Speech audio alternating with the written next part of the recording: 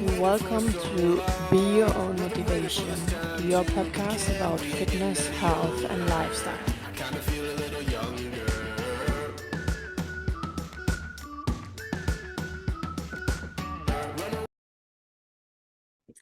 Welcome back to the show Be Your Own Motivation, and for a second time I have back Ian K from UK from the Fitness Racing Podcast. And in this one, we will speak more specific about things going on in Hyrox, in DEKA, and in Deadly Dozen. So we focus on those three because those are the ones that are worldwide now accessible. And there are a lot of things going on, a lot on socials and so on, but we will go deeper in. So welcome back again, Ian K. Thank you so much, Tanya, for inviting me back on the show. Okay, so I think because the biggest topic is obviously still Hyrox, so I think we go a little bit through Hyrox and then we move on to the others. The first thing I would like to ask you, because you were like, at least from the UK side, in first hand all around Hyrox, as we spoke in the episode just before. So my question would be to you, your thought about this. Why is it, or why did it got such a hype? And do you think it deserves this hype? That would be my question. Okay. There's multiple potential answers for that. As we spoke in the first episode, we talked about how a lot of the early adapters of Hyrox in the UK, we didn't specifically mention this, but I mentioned how Matt B. Davis had shown Hyrox to the OCR world, how Emma Waring was a part of the OCR world who then kind of moved over to Hyrox. And then to My Zone, and now she's working for AFEX, which is another great event which is taking off internationally. So a lot Yes. of the early adopters in the UK were OCR athletes, or some of the early adopters. And they were kind of in a weird place in the UK because all the OCRs post-COVID, well, COVID had wiped out a lot of obstacle racing, well, events in the UK in particular. So you were left with Tough Mudder, which had gone through a bankruptcy and was now owned by Spartan. And you had Rat Race, was kind of like the one that a lot of people looked to as the third race, because it had survival of the fittest, and that had decided to go on a whole nother tangent. And you did have some races like Nuclear Race, Nuts, and a few others that did survive, mainly because they owned their land. But there was less and less OCRs. So this Hyrox was something people got into and looked at. But I'll give credit to Emma a lot. It wasn't just obstacle racing athletes that she looked to. She also looked to CrossFit. So prior to the first ever UK event, Hunter McIntyre was flown in and went to Whip Fitness and did a bit of a training day there. The intern went there and met Hunter. Wonderful chap by the way, such a nice guy. I wish everyone could see the off the camera Hunter as well as the on the camera Hunter. They're lovely people, both of them. But yeah, so got CrossFit athletes in doing that. Then you have the triathletes as well, and they were kind of in a weird place where yes, there were still events, but it was kind of waking up. So they came and took on this thing called Hyrox, and it kind of snowballed. And I mentioned how I myself get a little bit obsessed with things in episode one. Tanya, do you remember that? Yeah. Yeah. Yeah, a That little bit. yeah, that can kind of be a national trait in that Okay. when we latch onto things, we go in them really hard, particularly for people like me who were not the quote unquote popular kid at school. The ones just under the popular kids. Suddenly you go from I can't play a five-side football to actually Hyrox just gave me this flag. How wonderful am I? I finished second. Leave out the fact that you finished second out of four. That's not relevant. Yeah. And because people were getting these achievements, it snowballed. They probably didn't realize that as it snowballed, it's going to get harder and harder to get these achievements, but it started to snowball. And then social media. This was around the time where, because we'd all been bored of COVID, practically everyone was an influencer, or at least everyone was a wannabe influencer.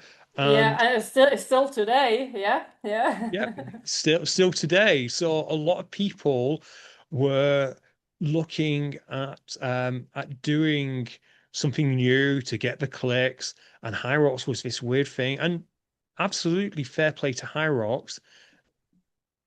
I'm going to use it, but they made you feel like a rock star when you went into it. Not hybrid rock star, but they did make you feel like a rock star because you had the music playing, you had the MC.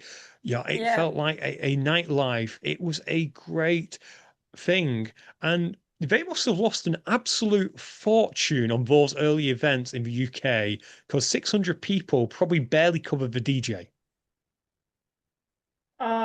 I don't know about that, but it is just the fact. I say it never yet on the podcast or so, but to a lot of people over the past years, um, it is just crazy how different the same thing is going on in different countries, if that makes sense.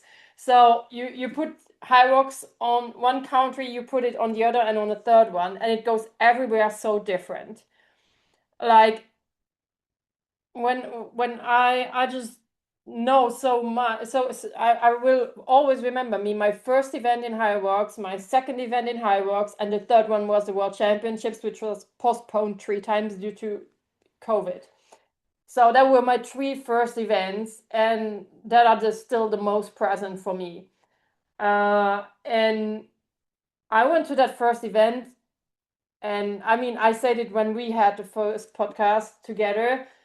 I don't think that I would have ever done it again if I wouldn't have qualified for a world championship or so-called world championship, which didn't make sense because I qualified in the last event from the first season.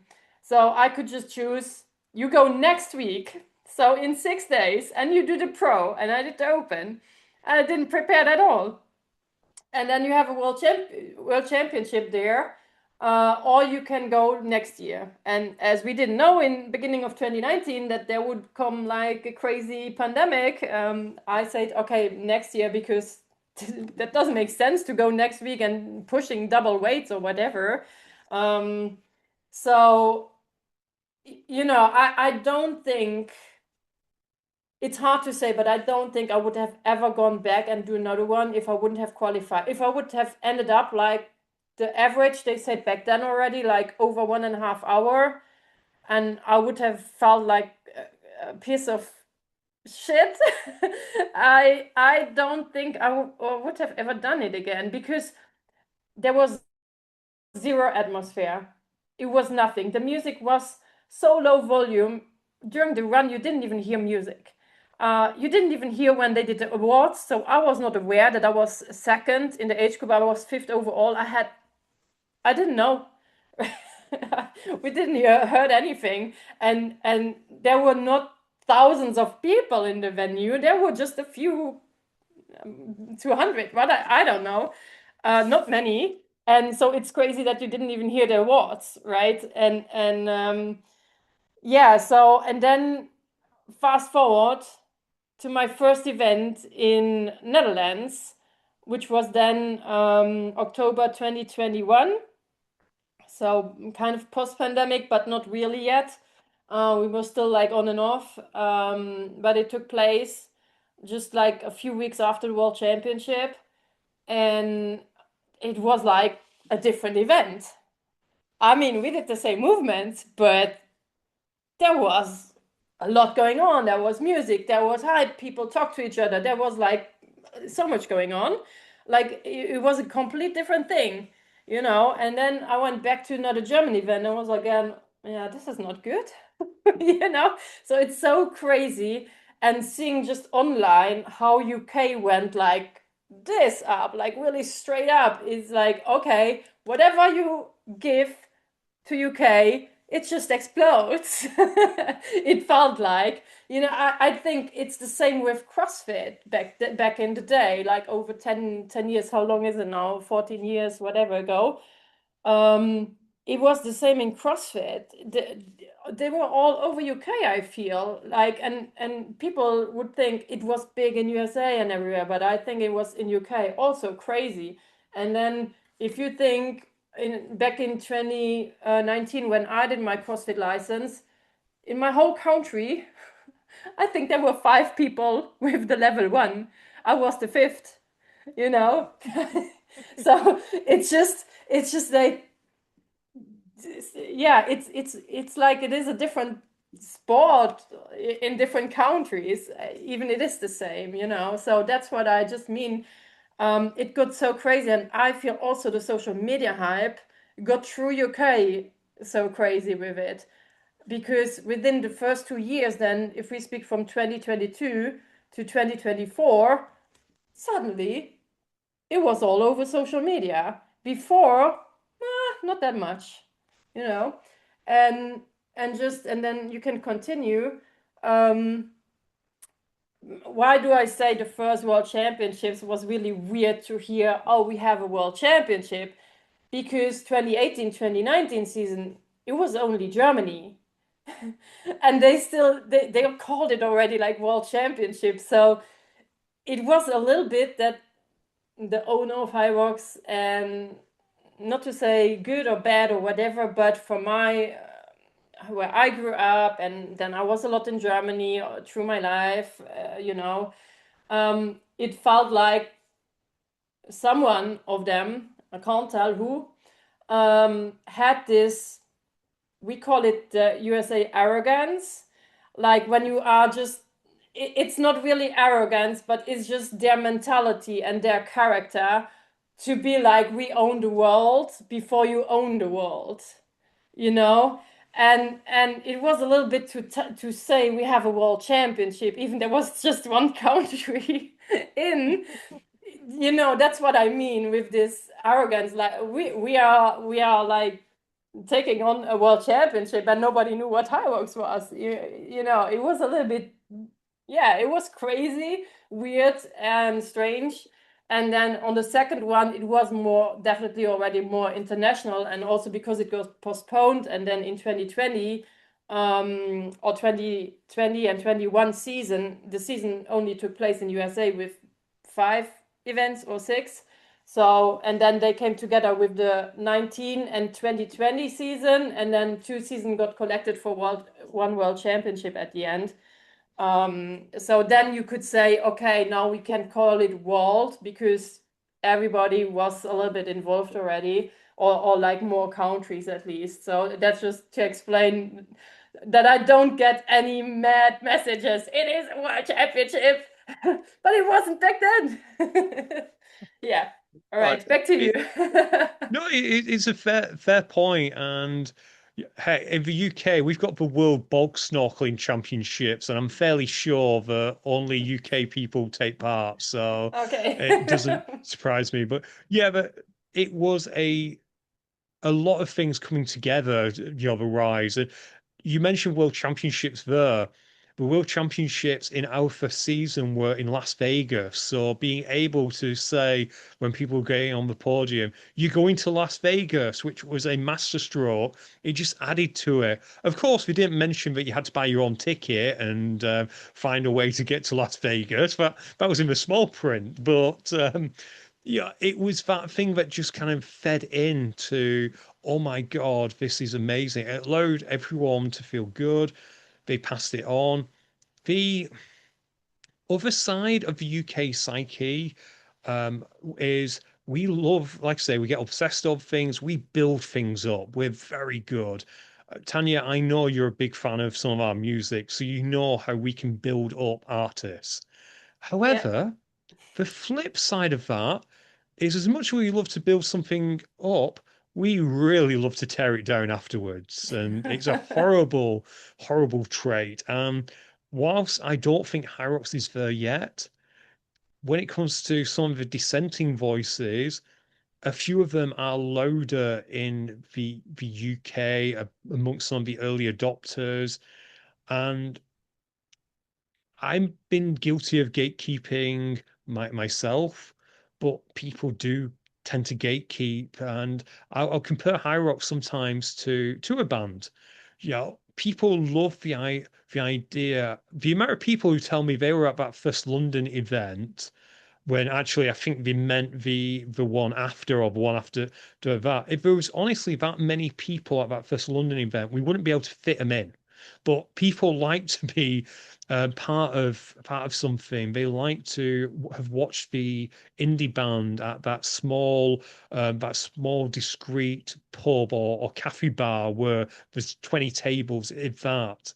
And then when that band is doing stadium tours, they complain that it's changed, it's not the same. And that's going to be Hyrox's future biggest challenge of convincing people that they haven't changed. They are still the FOV community. You asked me, the second question was, do I think it deserved the hype? Yeah. For what it delivered to people, giving them a reason to train, getting them out in their community, getting them to join gyms and speak to people. Absolutely. I am well aware that, and I just mentioned people have things that they don't like about Hyrox, and yeah, they make an awful lot of mistakes. It's a company, it's corporation. Coca-Cola make a lot of mistakes too, as do Apple, as do everyone. Overall, Okay. though, Yeah. if you're going to weigh Yeah. it up, I think they've been a force for good because they've improved people's fitness. People who would never ever dream of doing it, they're doing it like OCR did. It's getting people off the couch, running, and you know, strength training.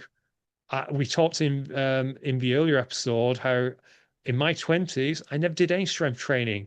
I just trained for the American football team. That Hyrox is teaching people the importance of strength training.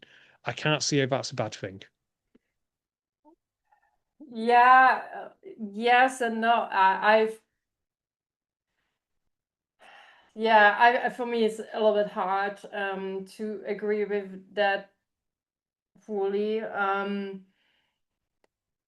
The thing is that people go to the fitness was anyway already a hype, and as a pre-pandemic, at least around our countries, it was more getting a hype that already young people, even if it was more male people back then, because female tend to be like the problem is also the picture of a fitness was always like big muscles, and so that would be not the first version or the first place where a woman would find a way, probably when we talk when I was 20 and or even before.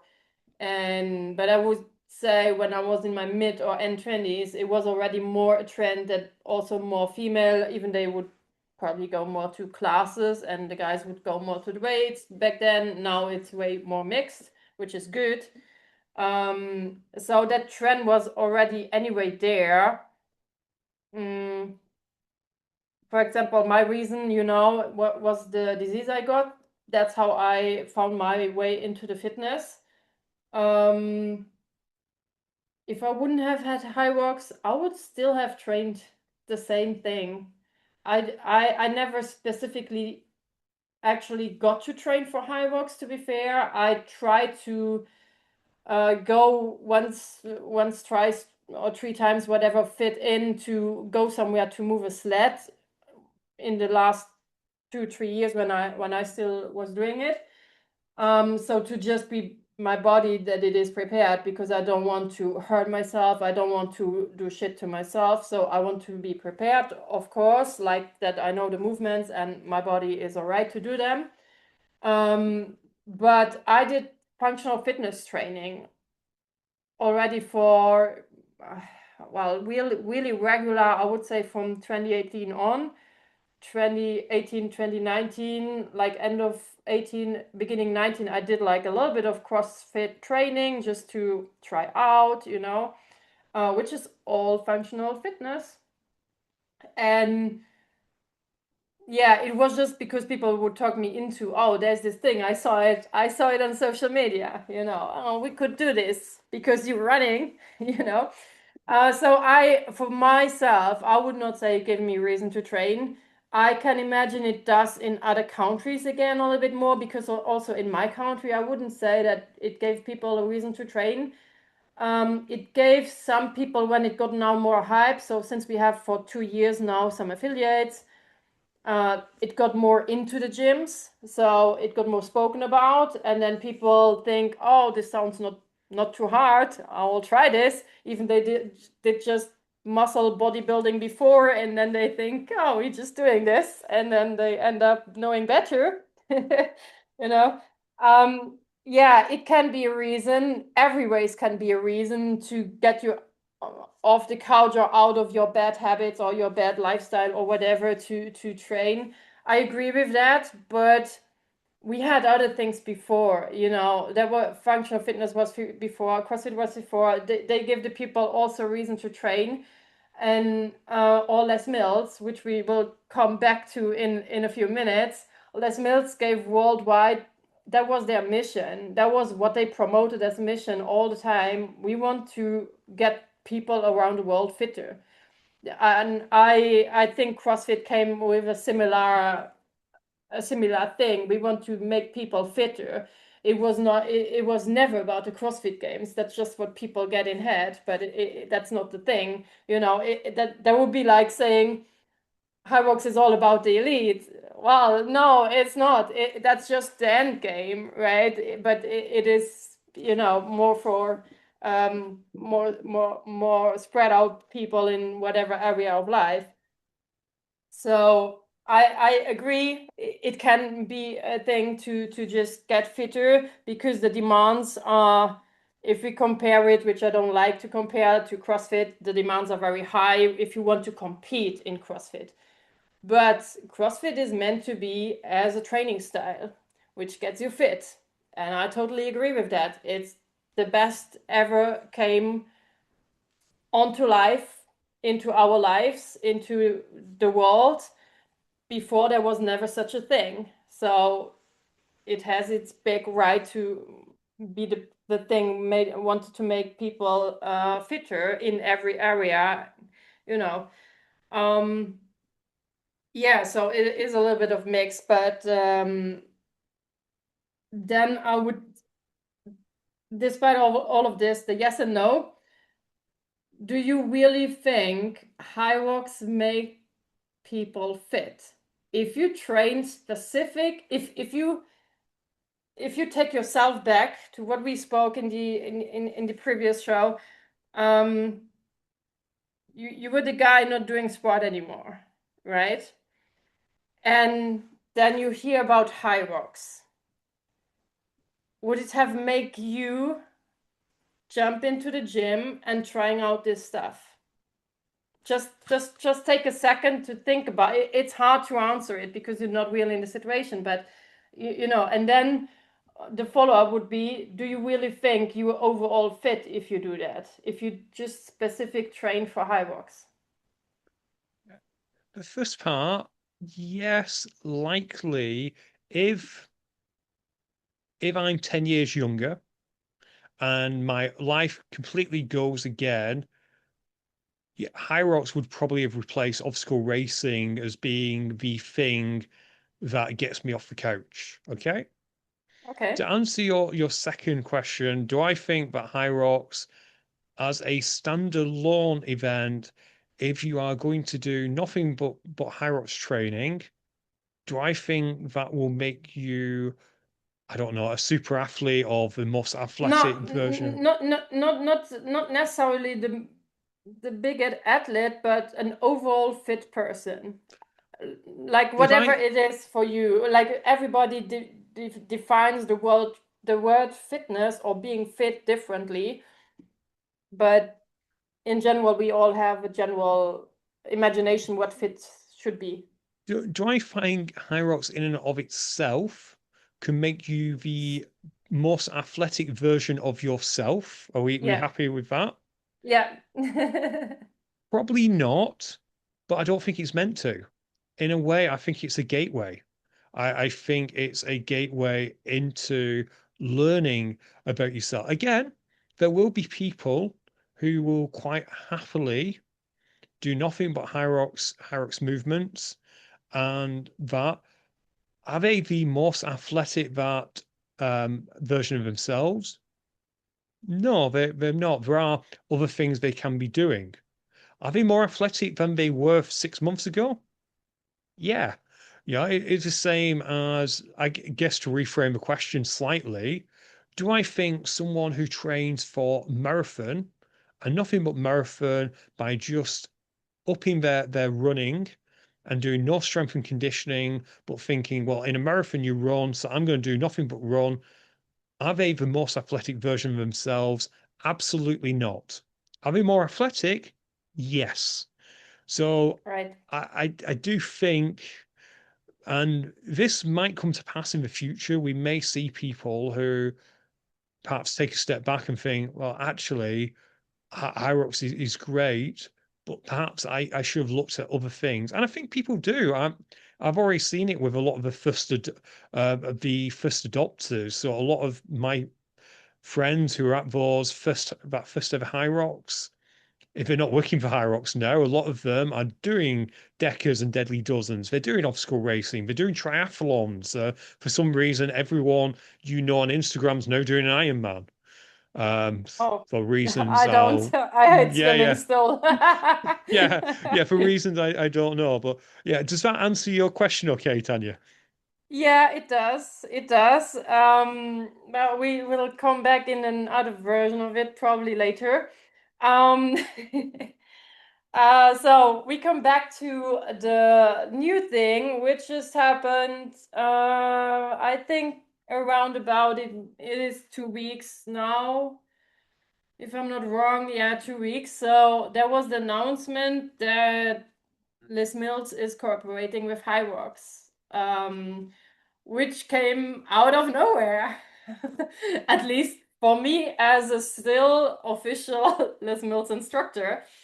It came very surprising because as a Les Mills instructor, I can just tell they have always especially in the I would say in the past 6 years always integrated more different programs. So in the beginning there were 2 programs, then there were 5, like it started with whatever, I can't remember, I don't want to say it wrong now, but however, the main things were for a long time body balance, body pump, and then the core and the dance. That were like a little bit or a dance version, however it was called. It had also a different name, I believe, because I don't teach that. I don't know.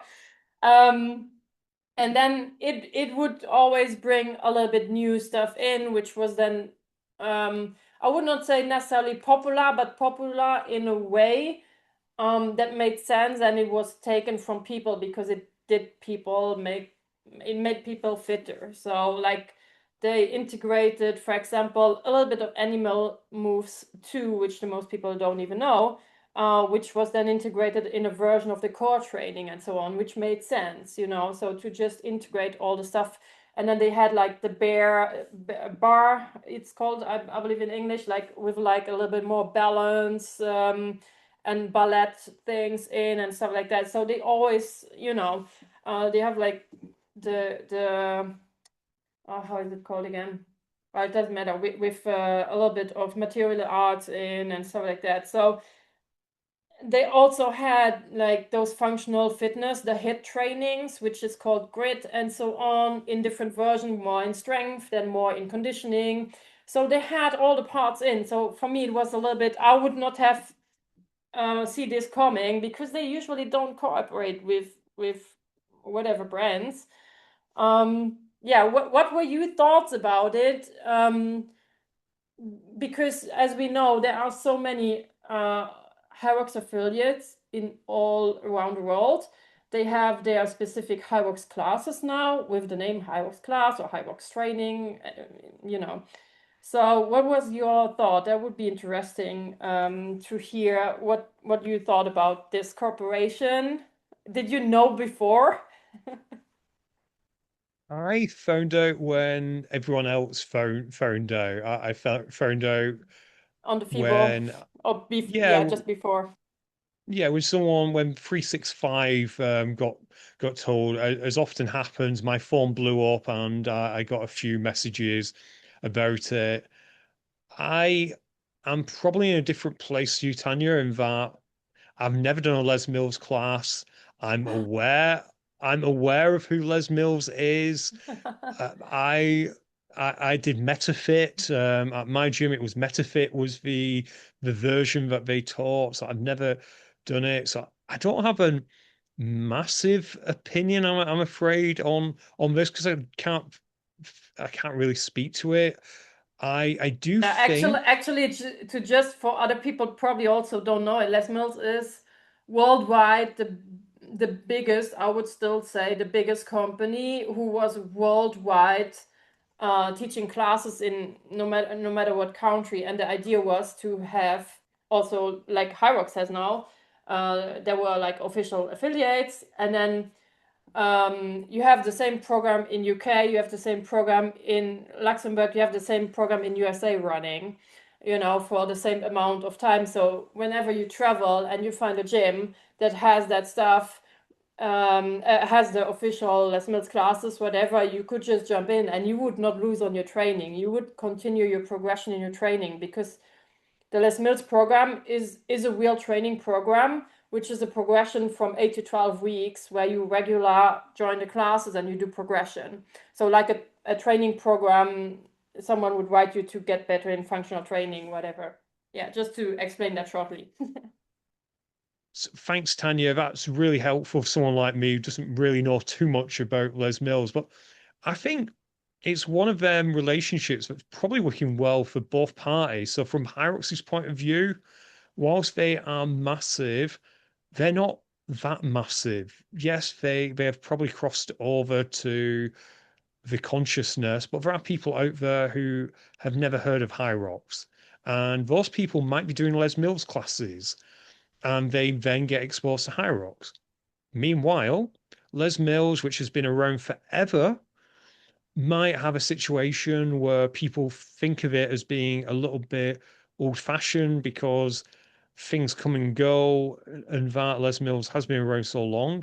And it then introduces Les Mills to a load of people who have done Hyrox. So I think it's one of them relationships, which is a good relationship for both parties. Will it be successful?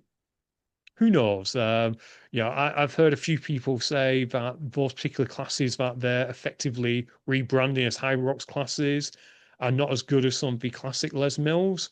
But as I can't speak to that, I don't know. But hopefully, it helps both of them.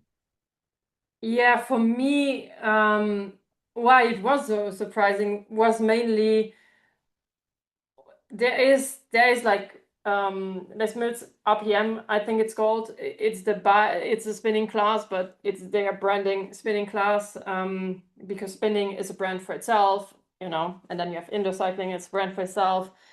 Um, that's the only, you could say, pure endurance thing, and even the version of Les Mills is not really an endurance class in indoor cycling, to not call it wrong, because usually it's a lot of intervals and you know, so it's not any baseline endurance in there usually, which you have in the normal spinning class you have, but the RPM in Les Mills is usually a 30-minute, but I could be wrong because I did the original spinning. I've never done the RPM. I was not interested in doing the same music in an indoor cycling class for 8 weeks. That was not my thing to do. But I think it's 30 minutes, and so it must be always like interval stuff. So it doesn't deliver you the main endurance. It always gives you endurance, but you get what I mean. You don't have this basic endurance stuff. So that was the only thing And then there was never really something, there's nothing about running in Les Mills. And as the last person on earth must know until today, Hyrox is basically the main thing is running, right? So yeah, I just see always a little bit the problems with that. But yeah, I think they would not do it if they don't have a great plan for it, especially not from the Les Mills side.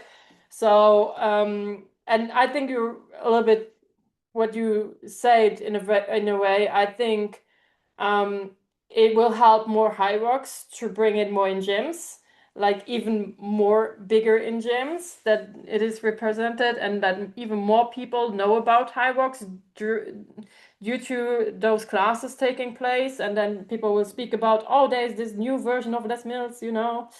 It will definitely work from that side. Yeah, it's about to see, but I was just surprised. Obviously, I'm not as much as I was until before 2 years in different gyms in our countries and in other countries, where you heard more what was the hype and you on and so on. Um, Probably the hype around Les Mills had a little downgrade, you know. I don't know, I can't tell. I haven't heard, but probably it will then on that side also help Les Mills again to get another hype in there, you know, another promotion. So it's for both ways for sure. But I would see gym wise, it's more again helping on the Hyrox version. Yeah. Anything else on that point? No, I think Okay. we fairly covered it. Yeah. What's our next one? Um, yeah, one thing was what I saw a lot right now in Hyrox is that they have a lot of times only one day the pro races, which was again 3 years back normal. Now it was not. There were usually several days. Um, I have no problem with that in particular, but it is often on a Friday, which I think it's fairly hard for the average person who try to be a very good pro racer and try to qualify probably for world championships or to improve himself or probably to make the points for elite. So what's your thought about doing the pro races on a Friday instead of a Saturday, Sunday where people have easier ways to travel to, obviously? It's quite difficult because, of course, we all look at things through our own lens. And from my point of view, I'll always look at it from a 9 to 5, Monday to Friday lens because that's what I do. I do feel that Hyrox sometimes is a little bit guilty of thinking that everyone who does their race is involved with gyms, so they're PTs, and therefore they set their own hours and they're able to do it.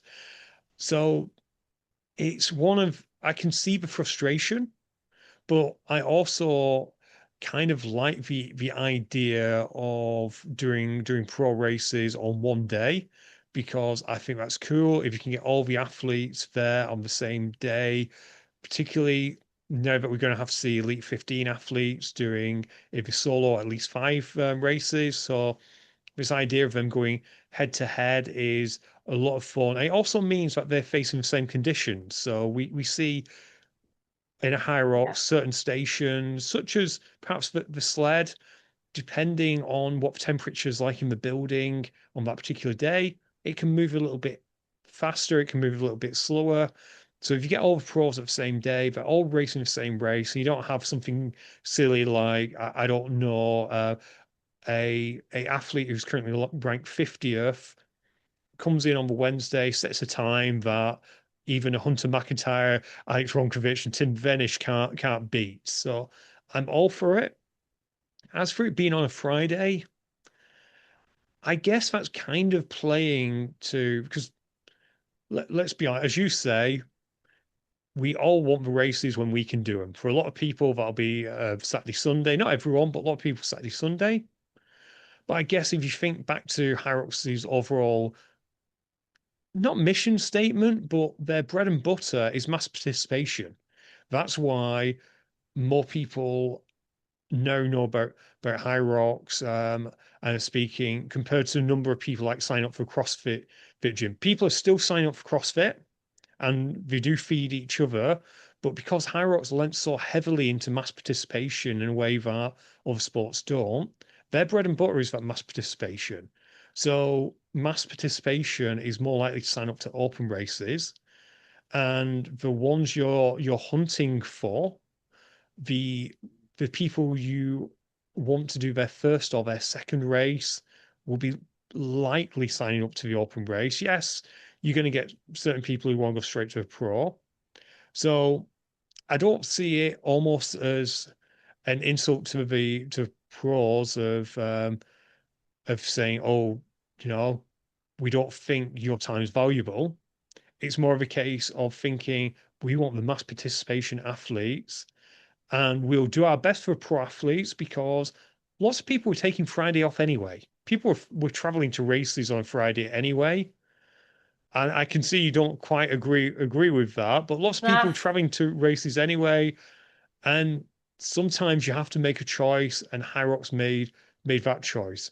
The alternative is you throw the pros on a Saturday, and you have more open waves on Friday, and you pray that that doesn't put off people who can only travel Saturday, Sunday. yeah. So why I kind of disagree is again, taking a look on the average person. The average person is working from Monday to Friday. That's just facts. There are a lot of other jobs. You work Saturdays, Sundays, you work shifts, whatever. But again, the general person works from Monday to Friday. Um, if your race, if your pro race starts at 5 p.m., normal job where you not can take randomly days off, because also not all jobs are very flexible that you can just take random one day off or something. It depends on, again, I guess the country and the job, but speaking again from average, I'm really very surprised about that I saw this, and I don't know how it was in the beginning of the season, speaks from September to December. I think it was still mixed, that there were 2 days for pro in those cities where it was at least 3 or 4 days. But now the last months, it was really a lot of times that it was just on a Friday for a pro race. And again, I agree, have all pro on one day, no issue with that, but make it available then also for the most people, because, and I disagree with you on the point that the average person is more doing the open race, since this season, when they have no qualifying spot in the open race, you saw from my, again, I don't have the numbers, I could be wrong, but from my feeling, way more people shifted to do more pro races, who probably switched in between the seasons before or so, because you had those qualifying spots in the open races before. And also, like me, always when I started, my first race of the season was usually an open race to just see where am I at with my body before I throw myself in the heavy stuff, because it is a difference. It's anyway a different race. But for me, it was always like a good thing. Okay, where am I at in the open race? And then progressing to if possible, to the pro, and to be able to carry the pro again better after a break of racing. So, and I feel less people moving around between both because you have no qualifying spot. So this yeah, reason is not the right word for it, but in kind of it is like there is not that purpose anymore for doing the open race because you can't qualify. So again, not for everybody, but for an amount of people, I feel they rather go also for, because since pro doubles exist and now get hyped also more than before, it's the same in pro doubles. Like I feel like more people who probably were found themselves somewhere in between would now go to pro doubles because they think, oh well, but I could probably qualify. It depends on what country, who shows up, you know. Um, yeah. I Therefore, I would just, if again, it's not my decision, but if they would be on Saturday, it's fine. Everybody can travel too. And even if you travel there on Friday, if I take myself, I have an in between. Like I had one version of a job, most likely Monday to Friday. Couldn't have done it for a pro race with that job. Um, then I have the job where I teach classes. I had Friday evening class, which is not necessarily everywhere. It's usually the least lucky class for the people. But mine was really going well. So I could only travel after the class. So I arrived after midnight. So I was happy when I was not starting at 9 a.m. on Saturday, right? But sometimes that happened as well. But at least you had a chance. And then in my job, you usually work Saturday, Sunday too. So I had today to take only half a day off because most gyms have just classes Saturday morning and Sunday morning. So it's not a full day who goes away. But yeah, that's just my point of my view. yeah. Yeah, and it's a fair opinion, and it's one of them difficulties that Hyrox and other races have to wrestle with, is that you have to prioritize some customers. Because Yeah, at the end of the day, that's what we are. At the yeah, moment, with putting pros on a Friday, they are prioritizing the people who don't want to qualify for Worlds. They are prioritizing people who are doing their first, maybe second race because they went them through funnel, so they're giving them the weekend. They are gambling that the people who want to qualify for the World Championships are so committed to Hyrox, they'll find a way to turn up on a Friday. It's the gamble. Will it pay off? I don't know. I'm not sure. But your opinion is perfectly valid as well on it. And I guess it's just one of them things that Hyrox had to make a choice. They made this one.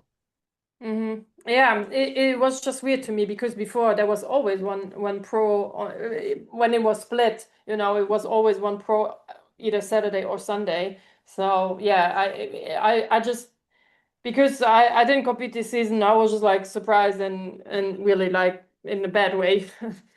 But yeah, okay, we move on to, and we keep this very short because other podcasts talk hours about this topic, and I don't want to do that, but just a very short answer from your side. I have my opinion. I said it before, I will not say it again. So what do you think about the special rules Elite had now and that they kind of changed from Elite Race to Elite Race? Um, and people don't know what are the rules. Like the people who sit in the day before in the briefing, they know because Hyrox just speaks out whatever is on for that day. And but the mainstream people who stream all the live stream and are like cheering on for their favorites, and that's what Hyrox want. They want to make it big, shown, live stream. Um, but then those people get crazy in the live stream because man, this is a break of rule. Why did they did not got no punishment and so on? And it was I looked a lot of live stream really live, so you see the comments. And so that's just why I'm just like, yeah, curious on your answer for it because yeah, I said mine previous several times. I think personally, I have no issue with the with certain rules being relaxed for the elite races. I have no issue with them being relaxed. There's certain rules within the rule book which are never enforced anyway. For example, the running under the rig never gets enforced, and I There, suspect there in were some, there were some discuss. Were there not a punishment in the first major this season, or no? I, no, I don't In the believe doubles. so. Yeah, I believe there was Okay. some discussion over it, but I can't re recall. But yeah, there's Okay. certain rules. Yeah, as a consumer of the sport, I do like to know what's going on. I can completely understand why Hyrox does relax certain rules. I can understand having certain parts within the venue as being a a situation where you can get rid of rubbish, for example. Yeah, I agree with that. But it's more the public does not know, and the public is the consumer, and the Yeah. public is the one who streams the live stream, not the person who is running in the live stream, Oh, right? So that's like a little bit the thing. Why I can't remember me how Dave Dave said it. The secret book. He said something else. I can't remember me right now. But you know that's like a little bit. Why just not tell it that if there are rules, they are more relaxed for them. Yeah, no problem. If there are rules, they are harder for them. Yeah, I agree. But just tell someone.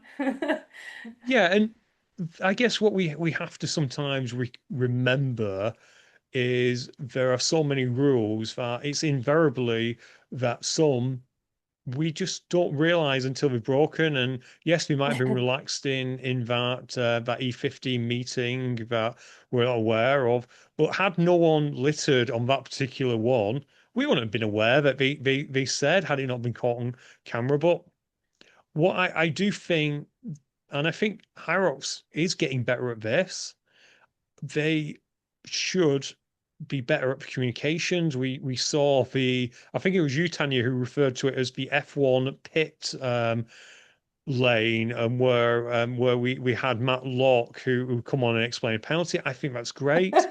I do think I'm not sure if it's the It case. sounded like off the carpet. Yeah, it did.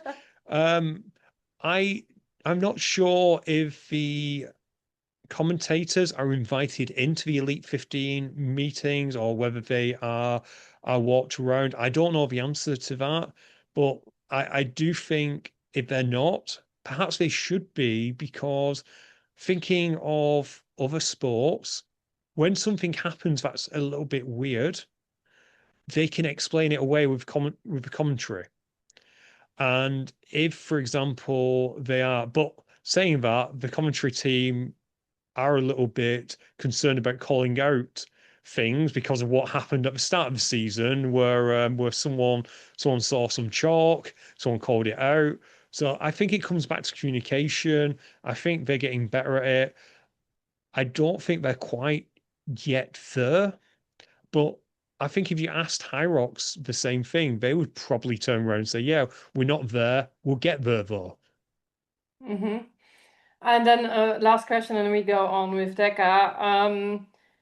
Do you think it is still fair to explain a lot of things that going wrong, to keep it general, in Hyrox since season one until now, over and over the same things or the same problems? Do you think it's still fair after around 8 or 9 years to say, yeah, it's a young sport, to excuse it all the time with it is a young sport? Also, on the part sport, I don't like that because they called themselves sport. Is also a little bit a tricky thing. Is it a sport? Is hybrid fitness a sport more globally? Probably, yeah. Is Hyrox in itself? Can you call that? So I have a little bit of difficulties because again I have, yeah, I don't know, but that's just not a just a side thought. But do you think it's still excusable to make the same mistakes for 8 years in several parts, to say, yeah, it's a young sport as an excuse? I think it depends on the mistake. There are certain things that I Well, it's really it's wish. it's it's just one station or two stations with judging, and then the topic of sleds. Yeah, I was thinking straight to sleds. I think the difficulty is I'm not quite sure anyone can solve the issue with the sleds. I, I, I honestly, the only way to solve the issue with the sleds would be to paint them after every single athlete has gone through, because the nature of a sled and the nature of a carpet means you're always going to get a different amount of friction. It's just the nature of that exercise. So I'm not sure whether or not that can actually be solved, which perhaps means we just have to try and solve it for the elite athletes. And how do we solve it for the elite athletes? Well, we make sure the sleds are in a good state of repair. Of course, the bad thing about that is then you can't really compare their sleds to the sled that I'm gonna try and push at the weekend, because mine has had however many people. So it Yeah, but on that note, also the elite people have to do pro races to qualify for elite, so they are still in that as well. They still will and get whatever sled on the that weekend. is true. And honestly, I don't know if there's a solution to Mm. that. So it's a But difficult do thing. you think did you saw, and that's not to throw a certain brand down or whatever. Every brand has his things they are good at, and they have a reason to are where they are. But do you think, do you see it's gone better over the last 2 years because for 2 years they changed the brand? Do you see it going better? Because that was their main explanation to I'd do the say sled thing better, to it, solve the sled thing. I'd say it's probably on par, because Wolverson sleds, they rusted just as much as the Centaur ones that appear to be doing. So Which one? Which again, one? Sorry. Wolverson, the ones that we had in the UK, we had Okay, Wolverson I've never sleds. touched that. Yeah, okay. No. But yeah, at one point everyone had different sleds, and it was funny that going back to our first episode, we were talking about that first Hyrox, and Hunter and Tom Hogan were pushing a brand new Wolverson sled like it was a shopping trolley. Yeah. They stopped contact with it and it was moving. Free flash forward a few months later, and they could hardly move them. So yeah, I I think Hyrox will keep tinkering with the sleds. Will they ever find a solution? I don't know. Maybe sliders. I've no clue. The thing is, with Mm, every solution, you're slightly changing the the race ever so much, because every yeah. solution makes the sled slightly easier, which then just makes just takes away one of the advantages of strength-based athletes. But that's that. To answer your question, can it still a young sport? Because I know it grates on people. Can that still be used as an excuse? Depends on what it is. It Hmm. absolutely depends on what it is. The topic we talked about earlier, the having Elite 15 having a slightly different version of the rule book, which is walked through before. I want to say that's slightly new to this year. So you can excuse that with they're trying to improve the Elite 15.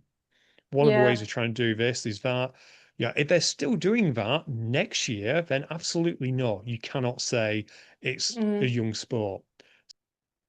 With the sleds, not sure if they'll ever solve that. When it comes to having different rules for Elite 15 or different application and enforcement of rules for Elite 15, that seems to be a new thing for this year. So yeah, we can use that excuse, but in the next few years, possibly not. Some of the movement standards that they're tinkering with, yeah, I guess providing we keep changing them and then we go, oh, actually, we could do this. It depends on the situation, if I'm honest, and it is still relatively a new sport. They change the football rules every single year, and that has been going 200 years so Yeah, far. I have no problem with changing rules, but I have a problem changing the rules in the last 3 months of a season. That's what football doesn't do usually. I've never heard it, Yeah, probably that once for whatever reason, but yeah, that yeah, but you can improve rules. That's how it goes in all these sports. I agree to that.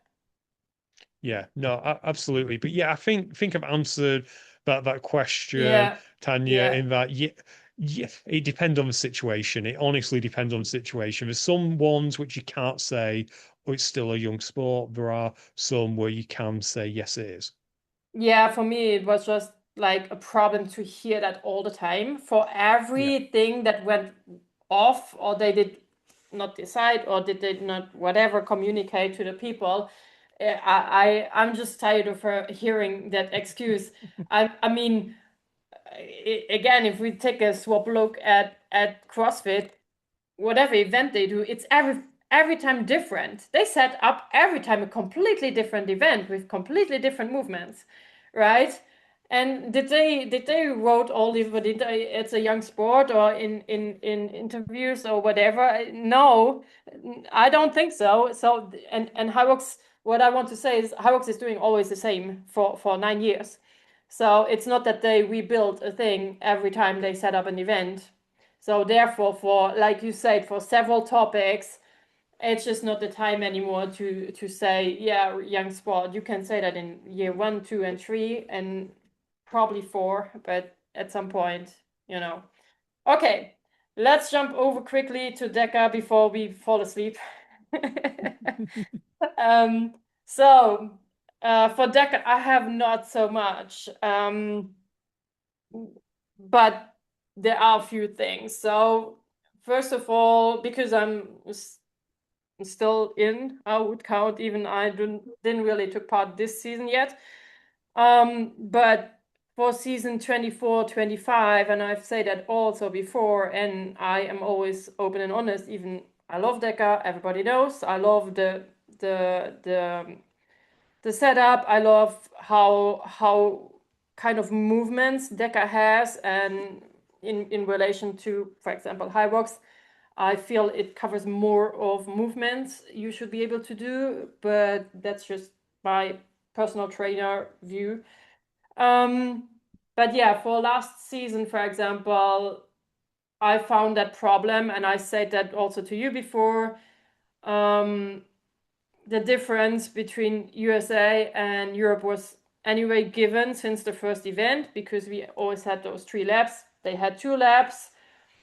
It is a point. Even people say, yeah, what is it per 500? Well, it is 4 corners more every time. 4 corners, slowing down, accelerate. It's a lot of energy difference. Um, in that note, and on a 5 kilometer, it does a time difference no matter what. So it is harder to get up in the top, or even to qualify for age group, if that's the goal. It doesn't matter what's the goal. If you want to qualify for the World Championship, it's always the same. You have that disadvantage. Well, you can somehow live with that. So you have to be better than the other continent, right? So you just have to make it better, either in the station, or you are a better runner. And then when you come over to World Championship, you get higher placed probably. Um, so that's one version, and then you can live with that, because it's hard to do all over the world the same thing. And at least the setup was the same, so I was fully for it. The follow-up of the stations is always the same. It's the same standards used all over the world. It used to be the same principle of equipment all over the world, which will lead me nearly to the next one. But first, in season 24 and 25, we had already the problem that more than half, or at least half of the events, were in very hard conditions in Europe. So they were outdoor or semi-outdoor with just a ceiling thing, and then on the side was open, so you get still the hot climate in there, and it's as much as it is outdoor. And where it's like hot or if it was on grass, it could have rained before, makes trouble for the normal average runner who is used to be DEKA is on either indoor or on flat, whatever floor, or how you say that, solid floor. So that made already a big trouble, I feel, last season. And then on top of that, UK came with the third version of this is the first event within 3 years. You had always the first DEKA event, but that's your problem over there. I can't speak for that. So I was just part of a fake one in 24, I guess. But you had the first not roadshow version, so an indoor one, and then you used a different brand of bikes there, and then those bikes were very different, and they lead to very different results, which USA was talking about, the rest of Europe were talking about. It was a problem. Right? So we can stop here and just take it to the 24-25 season, and then we come to the next part of 25-26. Yeah, I'm guessing you want my opinion on that. Honestly, I think as much as possible, DEKA should work to ensure that the races have the same experience wherever you are in the world. If the goal is to qualify for the championships, which for a lot of people it is, if DEKA are going to struggle to do that, then perhaps they need to look at their qualifying system. We've seen in Deadly Dozen, for example, a hybrid version of the system that DEKA uses, whereby the top times for so many athletes get you in, and then they kind of like fill it up based on countries. Maybe DEKA doesn't do it by countries. Maybe they do it via the machines that are being used, because obviously some gyms will use different machines in each of their gyms. So it might be something to look at is the qualification system. But yeah, I'm sure it's something that DEKA HQ is looking at, although we have to step back a second and realize that those looking for world's qualifying sports make up like the top 5%. A lot of time DEKA is looking at the bottom 95% because they're ripping people off the couches, and the bottom 95% doesn't really care if apparently their air bike is faster than Bubbles the clone, and they probably don't even know who Bubbles is. So Yeah, I it's agree. I definitely hard. agree. I agree. It is again, and 100% more for DEKA, because DEKA has the different options of the strong, the mild, and the fit. And for the strong, if you're lucky, you just quite nearby a gym who is affiliate and does host an event, and you can just test yourself, and then a half year later you can test yourself again, and that's like at least the thing you need to go on. If you like, for me again, back when I was just going into the gym trying to improve and so on, so it's a little goal to retest you. So and that's the greatest thing to have, to be fair, because you don't have to travel across continents. If you're lucky, you have it in your country. We don't have it yet, but I hope we will ever get it, or like at least in Germany or somewhere a little bit closer, for having like those small events. And that's great because you don't need to run, because not everybody can run anymore at every age. That's just facts. And there are so many reasons that it cannot work anymore. But all the other stuff you can be able to do, or at least with a partner, right? So on that note, yeah, and I'm happy, and so happy about that product exists and make people do those things. And because if you take part of an event like a strong, it doesn't matter how long, how short, you end up and you were like, I was able to do this. And that's what keeps you going in your life to get healthier and fitter. Point. Um, And then again, also for the fit, yeah, it is more accessible to more people because you don't need to be an excessive runner to make it all right through without hating yourself that you are in this place. Like it can happen in other longer races that you're like questioning everything. Why am I doing this to me? This is a big punishment. I'll never do that again. So that happens way less there, which is good. But then you also have those middle people, and they're like the first time they take part, and they're probably 3 minutes behind the people who qualify for the age group, and they're like, huh, I'm not that bad. You know, I went to the gym the last 3 years. I'm not that bad actually. I can be better. And they want to qualify. And that's then their age group, no matter what age you are. We have all ages there, which is again great. But it is just, I am a fairness person. Point. And I have trouble if it is not fair for everybody. And for the main fact that we had the product which was as same as possible everywhere. So you could do it based on times, right? And then you just take it and you turn it off.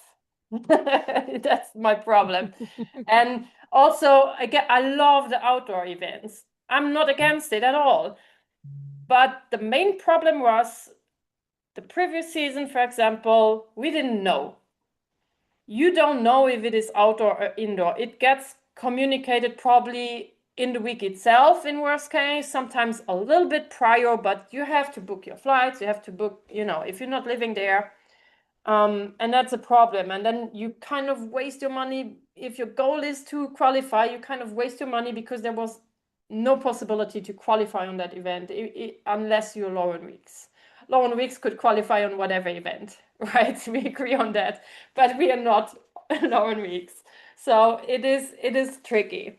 And yeah, so therefore I'm sad about this. And then also about it's just like sometimes giving more information before, because if someone planning an event where several hundred of people come for one day or for even 2 days, you have your setup for your race not only 3 days before, you have that longer before, so you could just communicate earlier. We have 4 laps which happened last year twice, right? Twice in Europe, which is craziness. You can't compare 4 laps to 2 laps. It's impossible. There's no way.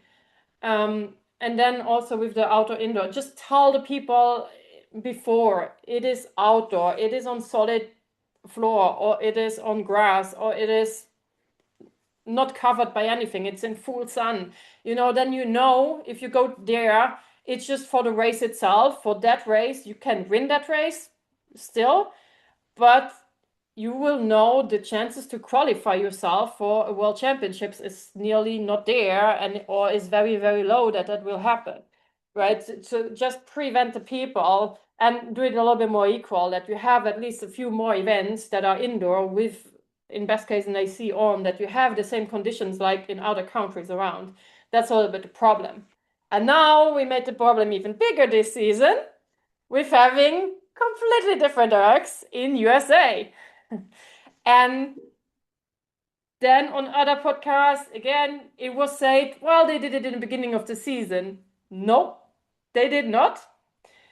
There was one event in USA as well already in the season, and the season is not starting in January, but the season is starting, or was supposed to start, always mid-September. From this year on, it's now until end September, so beginning or the 1st of October. And there was a race in October in USA. There was a road show in November, so that makes 2 races. Also in USA, there were 3 in Europe, if I'm not wrong. And so it's not that we say we did this in the beginning of the season and then it's only in USA, and they make a huge difference. So Yeah, they do, and I circle back, and we could probably do the topic to death. I think either you make them as fair as possible, or Hmm. for those who are competing for times for qualification, you look at the Yeah. qualification process, you make that fairer. As you said, Tanya, you're all for fairness. Try and make it fair as much as you can. Did we have Yeah, and I think the where I want to go is I have no problem if there are other brands available or they have better deals for that brand. Okay, but change the system. The yeah. system is not working anymore. That's the problem. No, Take the winner of exactly. the event, or you have to find another system. You absolutely do. Did we have any more deckers, or should we move on to Deadly before wrapping this up? Yeah, we go on with Deadly. Okay. Let So first of all, there is the first Deadly Dozen UK Championships.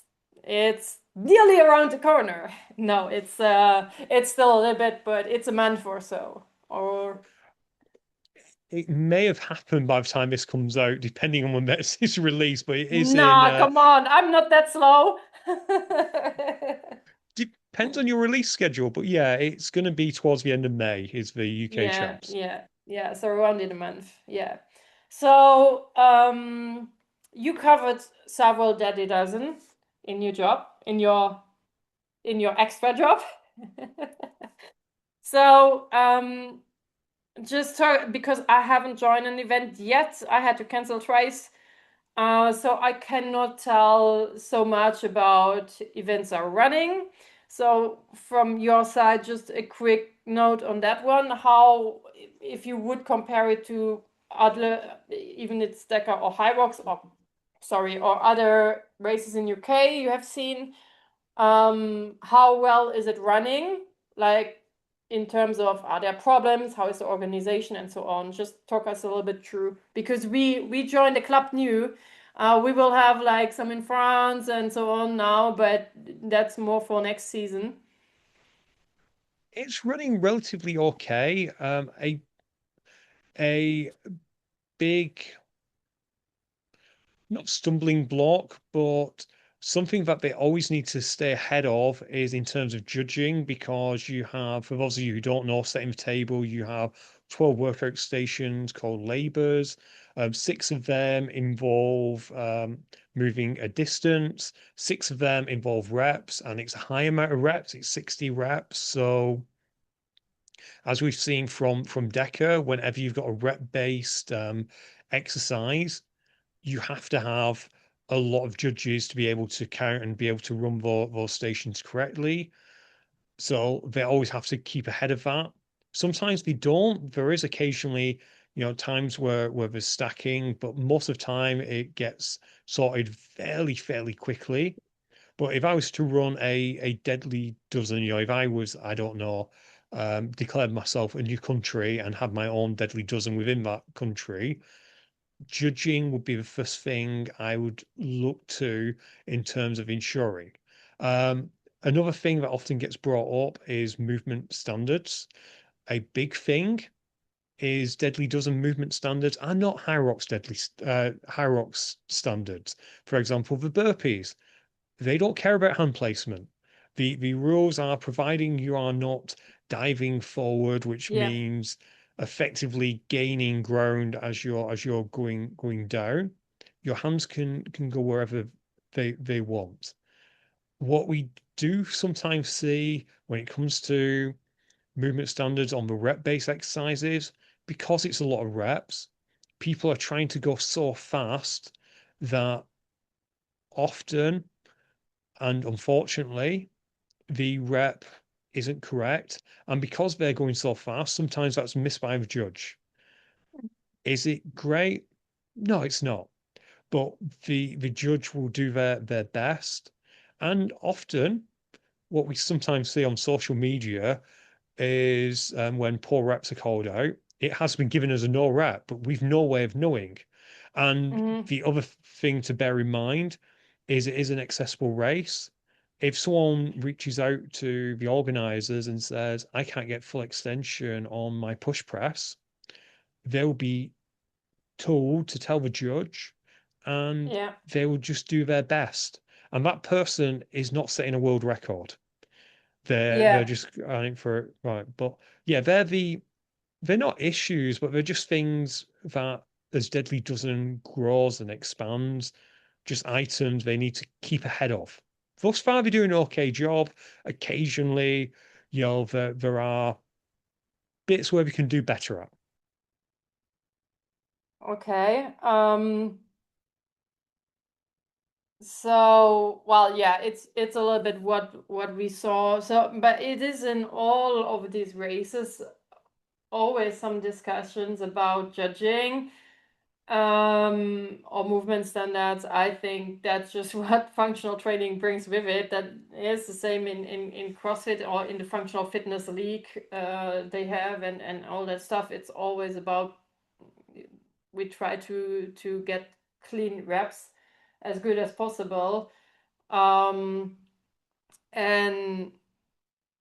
on that note, if there is a lot, like the most things which are with reps there, like ones are with distance in Deadly Dozen, the other are with reps.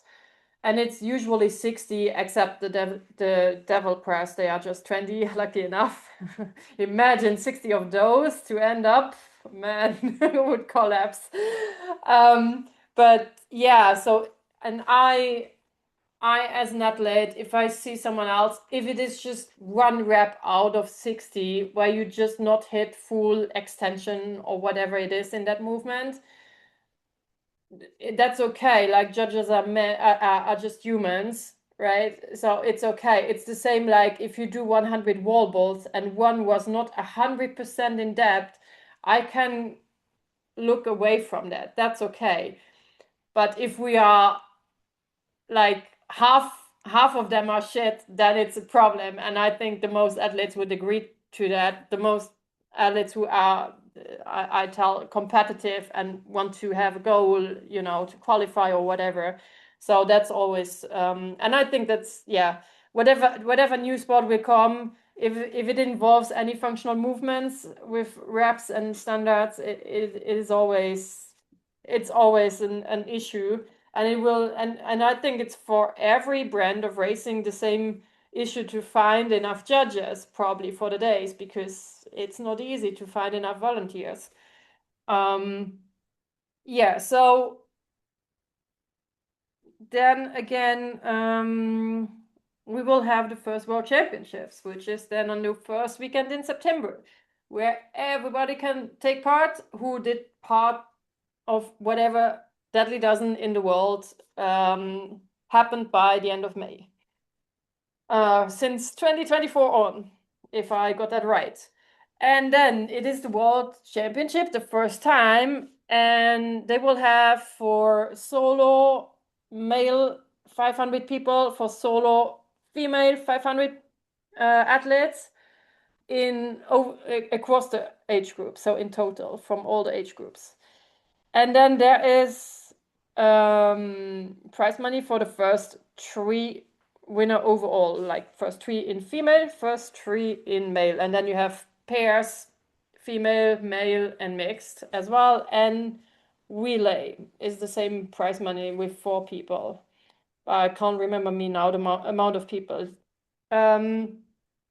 So what do you think?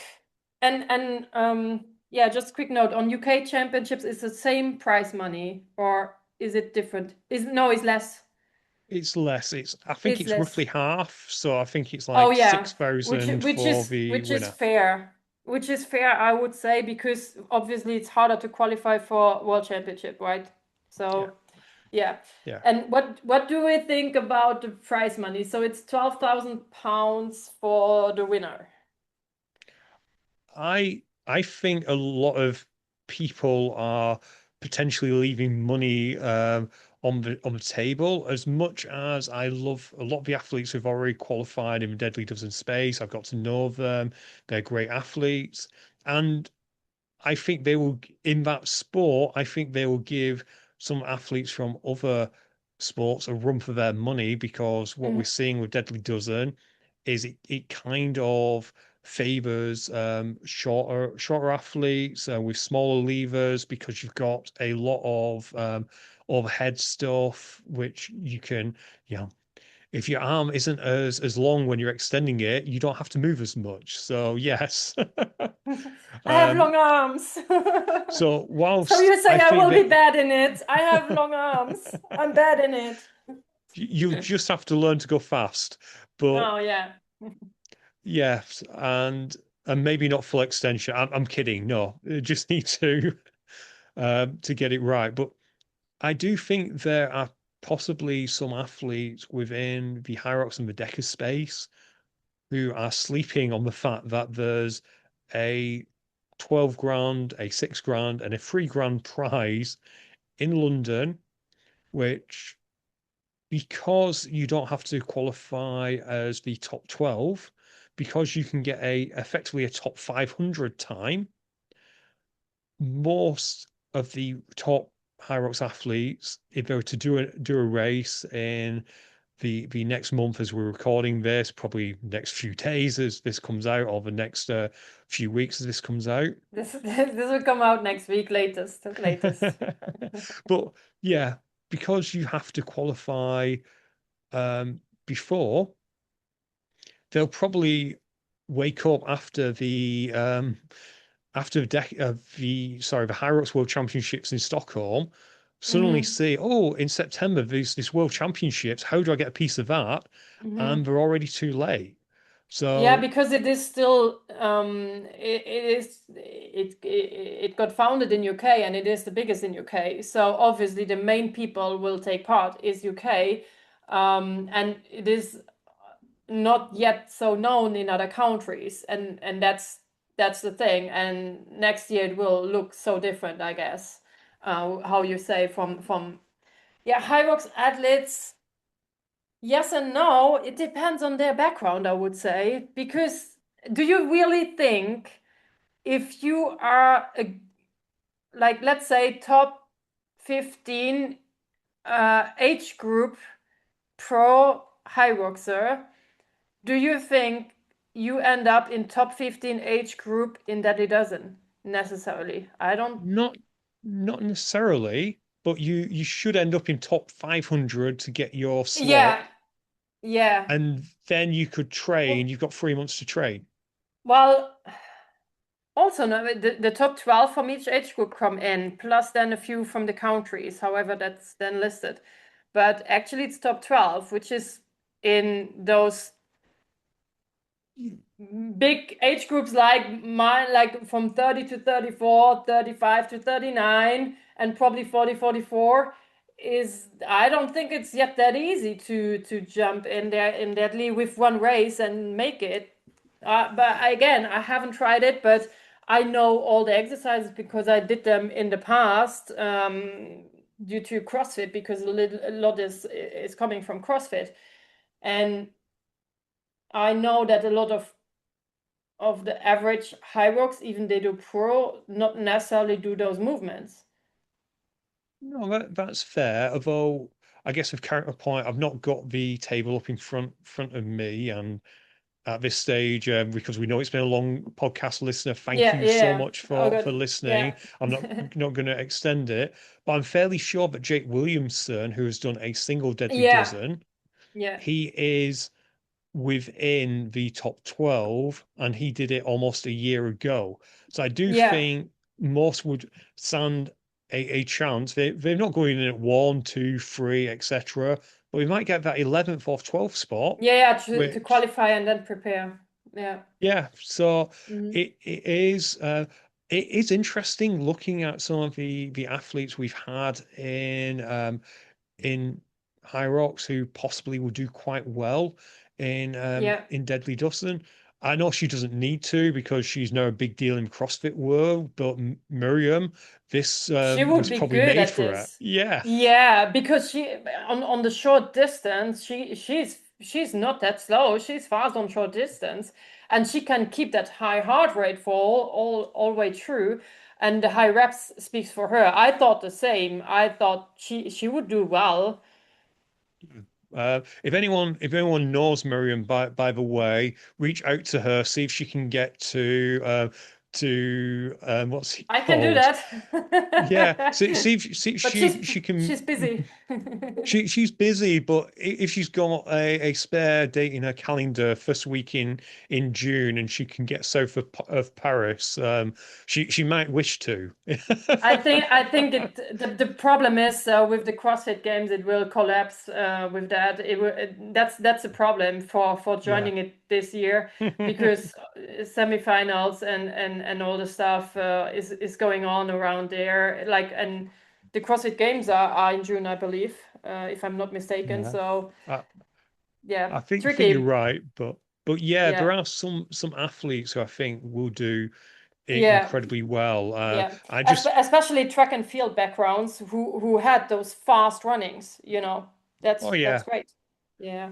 yeah. I think once they can do, I don't think they're ready this year, but once they're more comfortable with strength base, someone like a Holly Archer Oh or a yeah. Oh Saskia, yeah. they will do incredibly well.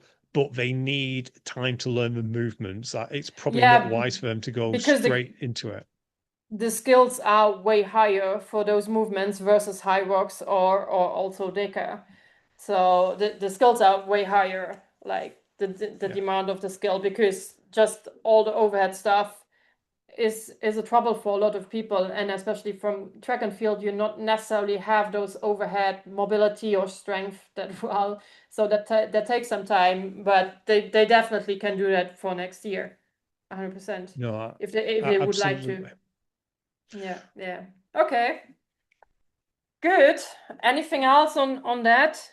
Well, have you done a deadly? I forgot to ask. I've not yet done a deadly. I've currently got a slight issue with my rotator cuff, which means it's quite hard to do overhead movement, and But you that need a therefore partner. You can do pairs. The partner does all the overhead stuff. we yeah, the problem, I'd love to have you a partner, Tanya, but the problem is, of course, unlike in DEKA, we've got to run together, and I don't think we'll qualify with my current running pace unless you That can doesn't carry me on your matter. back. We don't need to qualify. We don't need to qualify. Oh God. Have you got anything? I am conscious and you're conscious. It's been a long episode. This Yeah, was meant yeah. this was meant to be a 30-minute one, but some of the topics, Yeah. they're fun Never, to talk never, about. never say 30 minutes.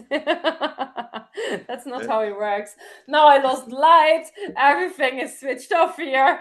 I don't know what the fuck is going on, but I think uh, I think we covered more than enough. I think you can't even see me. I hope just the recording went through the whole thing because my internet just broke completely up.